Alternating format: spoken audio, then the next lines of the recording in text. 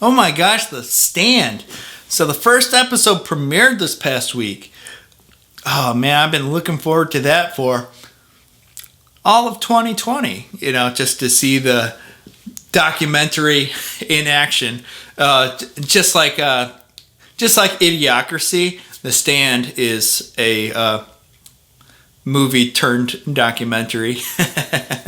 I don't know if I should joke about that, but whatever. Sometimes humor is the best way to get through a tense moment, I suppose. Which is actually something one of the doctors talking to Stu Redman ended up saying. Oh, sorry, I use humor to diffuse tense situations. Anyway, so The Stand, a little bit of history. This book was originally published in something like 1978, but it was extremely cut down. It was published at around 800 pages, I think, when it was really 1,200 pages, which that was the uncut edition was released in 1990, which is the version I've read. I have not read the cut version. I've only read the uncut version. But my brother says the uncut or the cut version is actually better because some of the things that were cut out for a reason, but whatever. I'm just going to say he's wrong because why not? So the 1994 miniseries, that was actually penned by Stephen King, the screenplay, and that was directed by Mick Garris, who did a lot of the ABC Family miniseries for King, and I just never had a good opinion of his direction. And it wasn't until kind of more recently when I kind of realized it's like, you know what, he had his hands tied because it was an ABC miniseries. I mean, what's he gonna do? I just thought some of the hokiness was him, but it was probably maybe in the network. I mean, there's probably a reason why he was chosen to do all those because, you can make this material what it needs to be okay for ABC. Okay, so now that we're on CBS All Access, we can do whatever we want. I think it's rated R or rated M or whatever. I think that's a video game rating. Anyway, so what did I think of this first episode? Well, I'm going to say I'm cautiously optimistic. So I'm going to go over the good. The good is, so far, the cast is good. I was going into this thinking I was going to have a hard time seeing anybody but Gary Sinise as Stu Redman.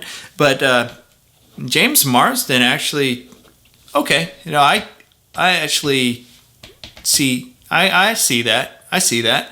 And he seems to be playing him very similarly. I get, the character, how the character's written, he's a ultimate do-gooder, and he's always just a man of integrity. So, that's good. So my concerns that no one could fill Gary Sinise's shoes I think it's a little bit alleviated. Okay, so Mother Abigail, she was only seen in like one scene, played by Whoopi Goldberg, who was actually originally supposed to play Mother Abigail in the 94 miniseries, but wasn't available for it. So Whoopi was actually extremely happy to be able to do this part, which is great. So we didn't really see a lot of her, and so I can't really have much of an opinion right now. But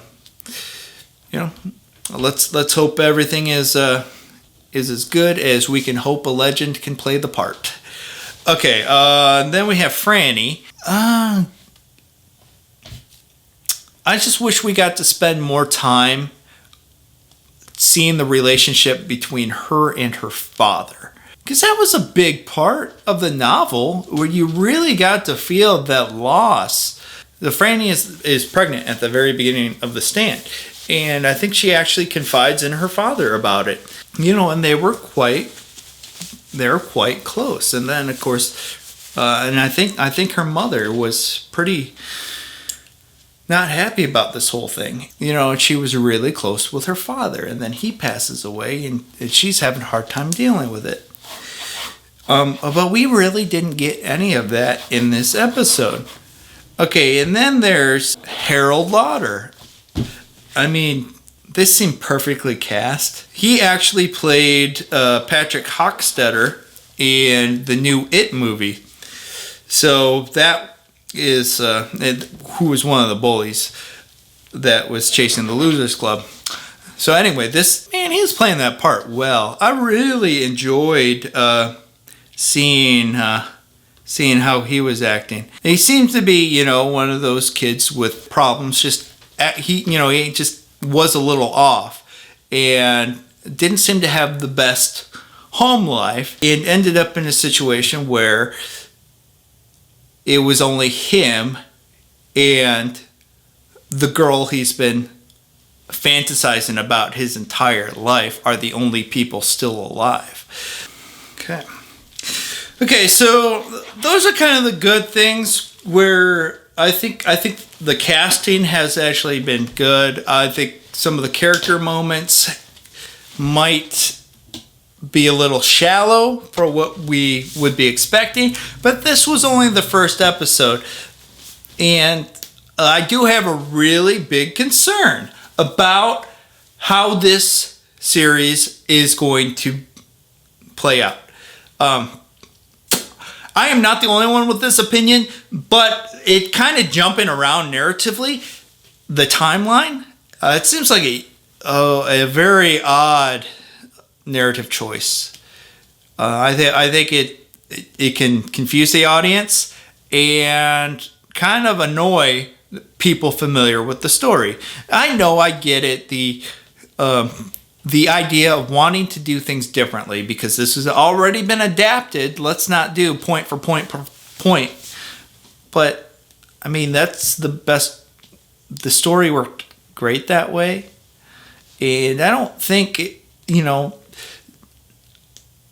being on something like CBS All Access versus like ABC Primetime Family or whatever, it's not going to be an apples to apples thing. So don't worry so much about having to make it different. It is different. I really hope they know what they're doing because jumping around the timeline really concerns me.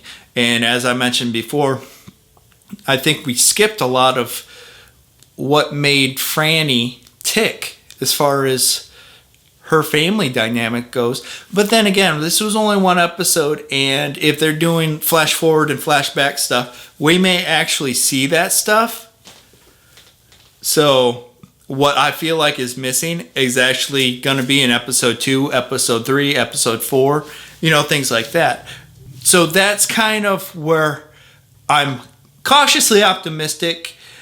I see a lot of things that are going well, better than I thought. Say like James Marsden as Stu was actually working out better than what I thought it would. I just think that the narrative choices, at least when you just see one episode, it just kind of leaves me concerned a little bit. So this might be one of those series that once you get into it and you kind of see what they're doing and why, it's like, okay, I understand why I was concerned, but I also know why they're doing it this way, that kind of thing. So here's my kind of grade where I just kind of give this a flat C because I can see where this series can be everything I had ever hoped the stand to be. I mean, it's my second favorite novel, and the miniseries was actually pretty good for what it was. But I also see where I'm almost thinking after this first episode, oh, you guys completely screwed it up. So I see potential for it to be an absolute train wreck and for it to be freaking amazing. So that's my thoughts. I know it's not a whole lot. And I just watched a review today from the horror show, and they had the exact same thoughts where it was like, I don't know if I'm going to like this or if I hate it, because I don't trust they know what they're doing with how they're telling the story. That's kind of a paraphrase. No one actually said that, but that was the gist I got from their review.